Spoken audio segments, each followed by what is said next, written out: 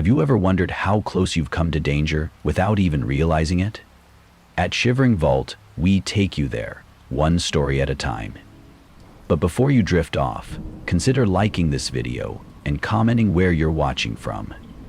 Now, let's dive into these chilling stories.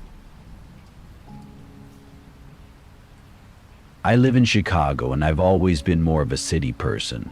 The noise, the people, the hustle, none of it ever really bothered me. At least not until earlier this year, when work started to pile on and I found myself constantly anxious and tired. My boss had dumped a huge project on me with an impossible deadline. And even when I wasn't working, I couldn't relax. My friends noticed too. One of them suggested I take a short trip, somewhere quiet, just to clear my head. At first, I shrugged it off, but after another week of feeling like I couldn't breathe, I decided to look into it. I searched online for cabins I could rent, somewhere within driving distance but far enough away to feel disconnected. I found a small cabin in Illinois, about 2 hours away from Chicago. It looked perfect, tiny but cozy, surrounded by woods, and close to some hiking trails. The reviews were mostly positive. People talked about how peaceful and quiet it was, how they saw deer in the mornings, and how the place had just enough modern amenities without losing the rustic charm. It seemed like exactly what I needed. I booked it for 3 nights, packed my stuff, and headed out the following weekend. The drive there was uneventful, but the farther I got from the city, the more I noticed how empty everything felt. The road leading to the cabin was a narrow dirt path, surrounded by dense trees. There weren't any other houses or cabins nearby. Not that I could see anyway.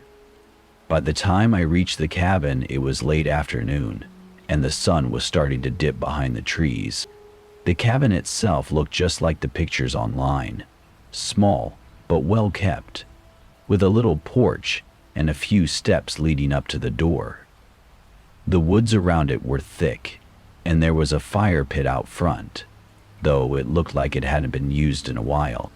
When I went inside, I was pleasantly surprised. It was clean and cozy, with a small kitchenette, a bed, a fireplace, and a bathroom. There were big windows that let in a lot of light, and everything smelled faintly of cedar. I unpacked, made some instant ramen for dinner, and spent the evening reading a book. That first night was fine. It was so quiet out there that I could hear every little noise.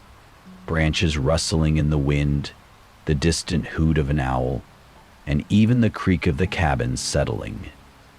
It took me a while to get used to it, but once I did, I slept like a rock.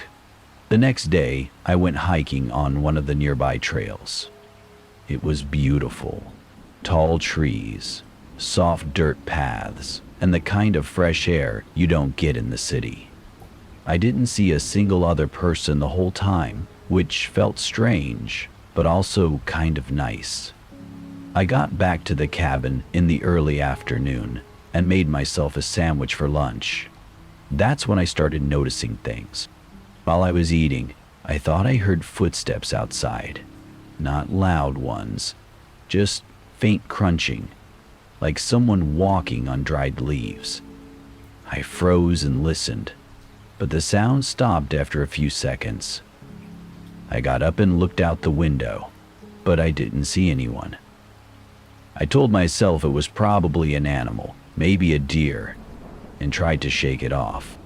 Later that evening, I sat out on the porch as the sun went down. I wrapped myself in a blanket and sipped on some tea, enjoying the cool air and the quiet. But as it got darker, I started feeling off. It's hard to describe, but it felt like I wasn't alone, like someone was watching me from the trees. I kept glancing around, trying to spot anything unusual, but I didn't see anything. Around 9 p.m., I decided to head inside. I locked the door, checked all the windows, and even put a chair under the doorknob just to be safe. I laughed at myself a little for being paranoid, but something about the isolation was starting to get to me. I tried to distract myself with a movie on my laptop, but every little sound outside made me jump. Around midnight, I heard a soft tapping noise coming from one of the windows. My heart started racing. I paused the movie and sat perfectly still, straining to hear. The tapping stopped, but then I heard footsteps, louder this time, like someone was walking around the side of the cabin. I grabbed my phone and turned off all the lights inside, hoping whoever it was wouldn't realize I was home. I crept to the window by the door and peeked out. At first I didn't see anything, but then I noticed movement. A figure standing just at the edge of the porch, barely visible in the moonlight. It was a man, wearing a dark hoodie, and he was holding something in his hand. It was a knife. I backed away from the window, my heart pounding. I didn't know what to do. Should I call 911? Should I yell to scare him off? Before I could decide, the man stepped onto the porch. I heard the floorboards creak under his weight, and then he tried the doorknob. When he couldn't open it, he started banging on the door, softly at first, then harder and harder. The wood groaned under the pressure, and I was terrified it was going to break. I ran to the bathroom, locked the door, and dialed 911. The operator was calm and told me to stay on the line. She said officers were on their way, but warned me it might take a while because of how remote the cabin was. While I was talking to her, the banging stopped. For a second, I thought he'd left. But then I heard the sound of glass shattering. He had broken one of the windows. I could hear him moving around inside the cabin, his footsteps getting closer to the bathroom door. He tried the doorknob, then started pounding on it. "I know you're in there," he said, his voice low and chilling. I thought I was going to die. I don't know how much time passed, but eventually I heard sirens in the distance. The man must have heard them too, because he stopped pounding and ran out of the cabin. The police arrived a few minutes later and found him hiding in the woods. He was arrested, and it turned out he'd been breaking into cabins in the area for months. He was armed every time, and the police said I was lucky I'd locked myself in the bathroom. I packed up the next morning and drove back to Chicago. I haven't stayed in a cabin since, and I don't think I ever will. If you're listening this, please be careful if you're staying somewhere isolated. What happened to me still haunts me, and I wouldn't wish that kind of fear on anyone.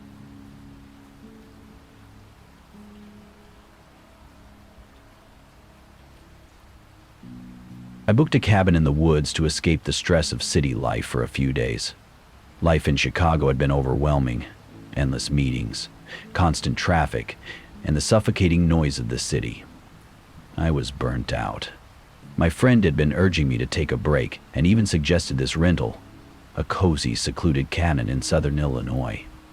She'd been there before and assured me it was the perfect place to unplug. The pictures on the listing were idyllic. A charming little A-frame cabin surrounded by dense woods, no neighbors for miles, and nothing but the sounds of nature. It even had a wood-burning stove, a small library, and a fire pit out back. The idea of being completely off the grid made me nervous at first. What if something happened? But I convinced myself it would be fine. People go camping in the middle of nowhere all the time, right? I needed this break. I needed a reset. I left early Friday morning and arrived just after noon. The drive down was uneventful, highways eventually giving way to winding country roads, and finally to a narrow dirt path that led to the cabin. When I pulled up, I felt a wave of relief. The place looked exactly like the photos. The cabin was small but charming, with a wraparound porch and a stone chimney. The trees surrounding it were tall and dense, their branches forming a canopy that filtered the sunlight. I parked my car, unloaded my bags, and went inside. The interior was simple but cozy. A small kitchen, a living room with a stone fireplace, and a loft bedroom accessible by a wooden ladder. There was a welcome note on the kitchen counter from the owner, a man named Jake, along with a list of instructions: how to start the wood stove, where to find extra blankets, and a reminder to lock the doors and windows at night. The first day passed uneventfully. I unpacked, explored the area around the cabin, and settled in with a book by the fire. The silence was almost jarring at first, but I quickly started to appreciate it. It was exactly what I needed. The next morning, I decided to go for a hike. Jake had left a hand-drawn map of the area showing a few trails near the cabin. They weren't marked, but he'd written notes about landmarks to look for: a big oak tree, a stream, a clearing with a fallen log. The hike started out great. The air was crisp, the forest was beautiful, and I felt like I could finally breathe. But about an hour in, I started to feel uneasy. At first, I couldn't put my finger on it. Then I realized it was the silence. The birds that had been chirping earlier were now quiet, and the only sound was my own footsteps crunching on the trail. I told myself I was being paranoid. It's just the woods, I thought. The animals probably heard me coming and went quiet. But then I started to hear something else, a faint, rustling sound, like someone walking through the leaves. I stopped and looked around, but I didn't see anything. "Hello?"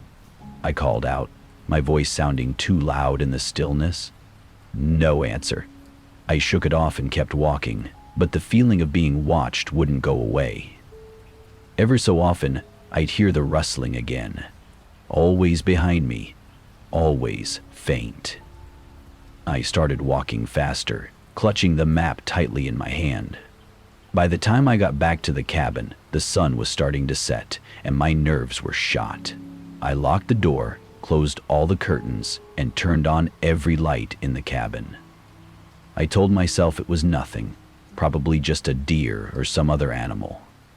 But I couldn't shake the feeling that I wasn't alone out there. That night, I couldn't sleep. Every creak of the cabin, every gust of wind against the windows made me jump. Around midnight, I thought I heard footsteps outside, but when I peeked through the curtains, I didn't see anything. I barely got any rest. The next morning, I felt a little better. In the daylight, my fears from the night before seemed silly. I decided to stay close to the cabin that day. No hiking, just reading and relaxing on the porch. Around noon, I noticed something strange.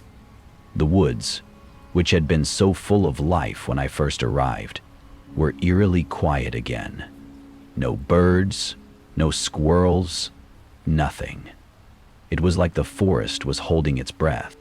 Then I saw it, a footprint in the dirt near the edge of the clearing.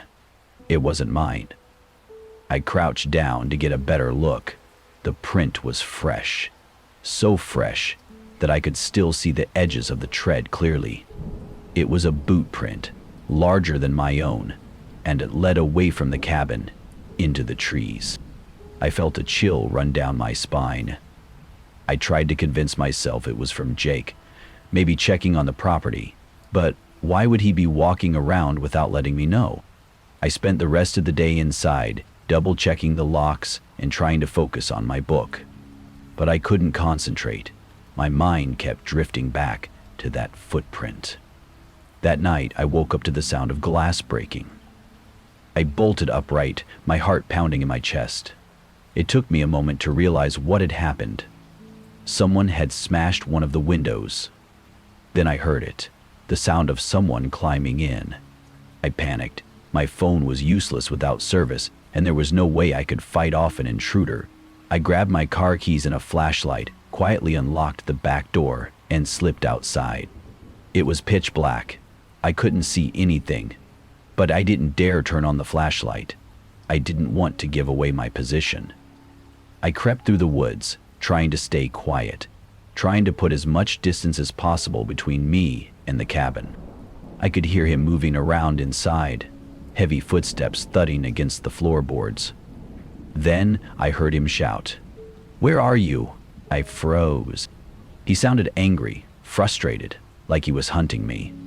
I stayed perfectly still, barely breathing, until I heard him leave the cabin and start moving through the woods. I ran. I didn't know where I was going, but I ran as fast as I could, branches scratching at my face and arms. I kept running, even when I tripped, even when I thought I might collapse. It felt like an eternity, but eventually I stumbled onto a narrow gravel road. I looked up, desperate, and flagged down a passing car. The driver, a woman in her 50s, took one look at me and let me in. She drove me straight to the police station, where I finally felt safe. The police found the intruder later that night, not far from the cabin. He was a wanted criminal with a history of burglary and assault. I don't know what would have happened if I hadn't escaped when I did, and I don't want to think about it. The sheriff told me the guy was a regular in the area, known for breaking into remote cabins, but this was the first time he'd been caught in the act. When I went back to the cabin with the police the next day, the window was boarded up. I had never been so relieved to leave a place in my life. The woods had seemed so peaceful at first, but now all I could think about was the danger lurking in the silence. That cabin was supposed to be my escape, my retreat. Instead, it became the most terrifying experience of my life. Needless to say, I won't be going back.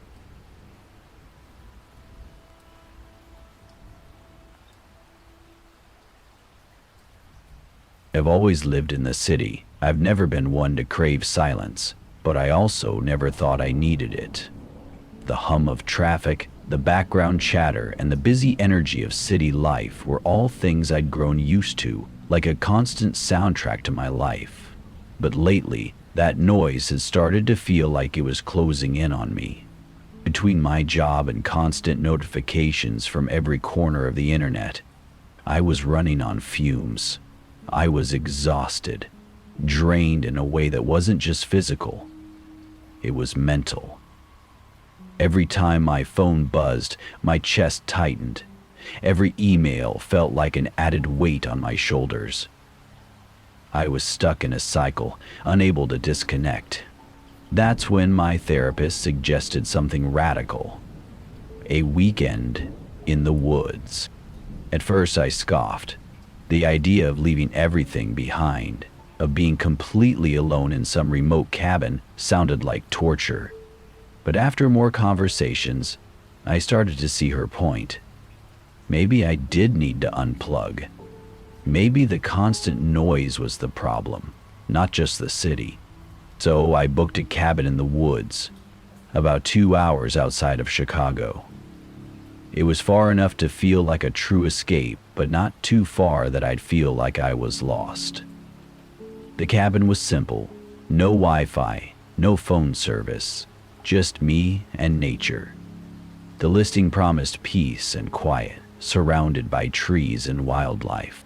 When I arrived, it was late afternoon. The dirt road leading to the cabin was narrow and bumpy, flanked by dense woods on both sides. The trees were so thick that sunlight barely filtered through, casting long, eerie shadows. The cabin itself was small but cozy. It had a wraparound deck, large windows that overlooked the forest, and a wood-burning fireplace. The interior was rustic but clean, with wooden floors, a simple kitchen, and a single bedroom. The owner, a man named Don, met me there to hand over the keys. He was tall and rugged, with a weathered face that suggested he'd spent most of his life outdoors. He seemed friendly enough, though there was a certain gruffness to him. "Cell service out here is spotty at best," he said as he handed me the keys. "If you need anything, there's a landline in the kitchen. It's hooked up to my place, but I'm about 20 minutes away." "That's fine," I said, trying to sound more confident than I felt. He looked at me for a moment, as if sizing me up. Then he said, "One more thing. It's easy to lose your bearings in these woods, especially at night. Stick to the trails if you go out, and don't wander too far. I nodded, brushing off his warning. I wasn't planning to wander into the woods anyway. For the first couple of days, everything was fine. More than fine, actually. The quiet was strange at first, almost oppressive. But I quickly grew to appreciate it. I spent my mornings sitting on the deck with a cup of coffee, watching the sunlight filter through the trees. In the afternoons, I went for short hikes on the trails around the cabin. Evenings were spent reading by the fire or writing in the journal my therapist had suggested I bring. The stillness was both calming and unsettling. There were no sounds of cars, no voices, no hum of electronics, just the occasional rustle of leaves or the distant call of a bird. But by the third night, the unease started to creep in. It began subtly, a feeling of being watched. I'd be sitting on the deck, staring out at the trees, and suddenly feel a prickling sensation on the back of my neck. Or I'd be hiking and hear what sounded like footsteps behind me, only to turn around and see nothing. I told myself it was just my imagination. After all, I wasn't used to being alone in such an isolated place, but the feeling persisted, and it was getting harder to ignore.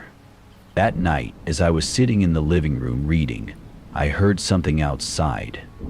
It was faint at first, like a soft rustling. Then it grew louder. Footsteps on the deck. My heart started to race. I froze, straining to listen. The footsteps stopped, and for a moment, there was silence. Then came a soft tapping on the window. I didn't want to look. Every instinct in me screamed to stay still, to pretend I hadn't heard it.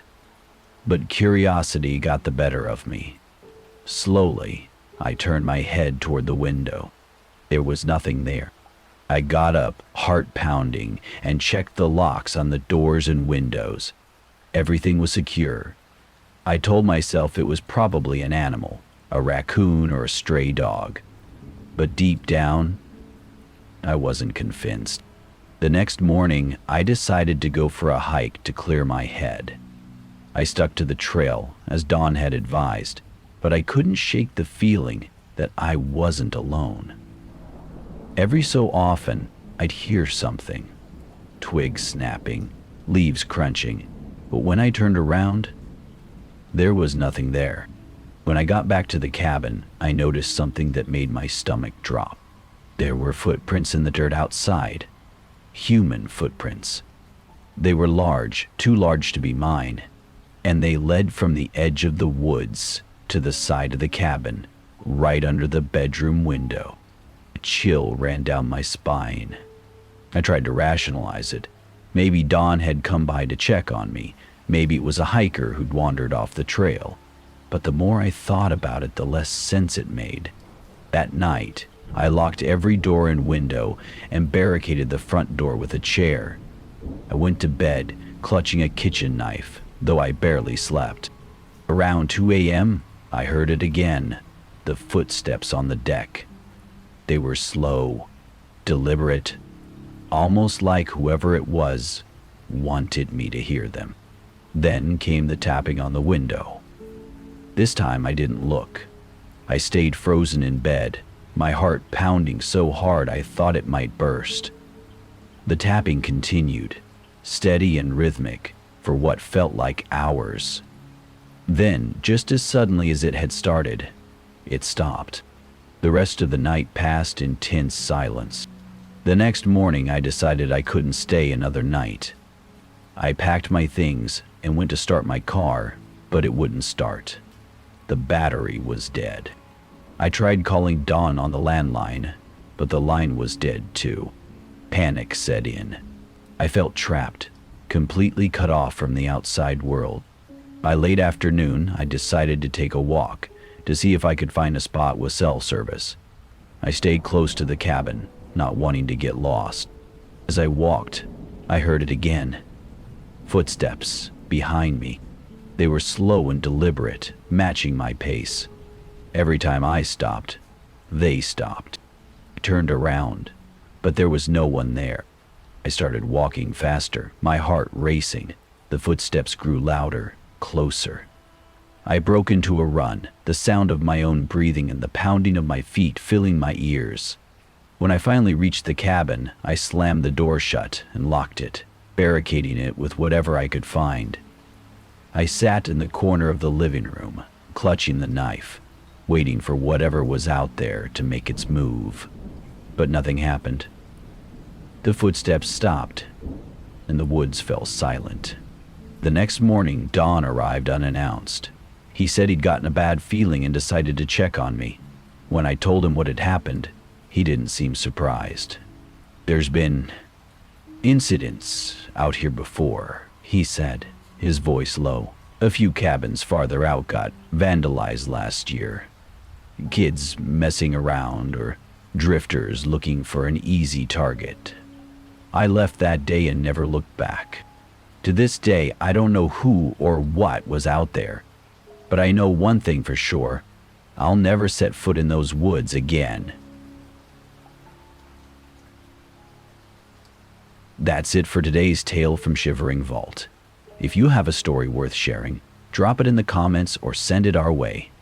Don't forget to subscribe and share with your fellow thrill seekers. As always, the Shivering Vault thanks you for unlocking today's tale. Until next time, the vault awaits your return.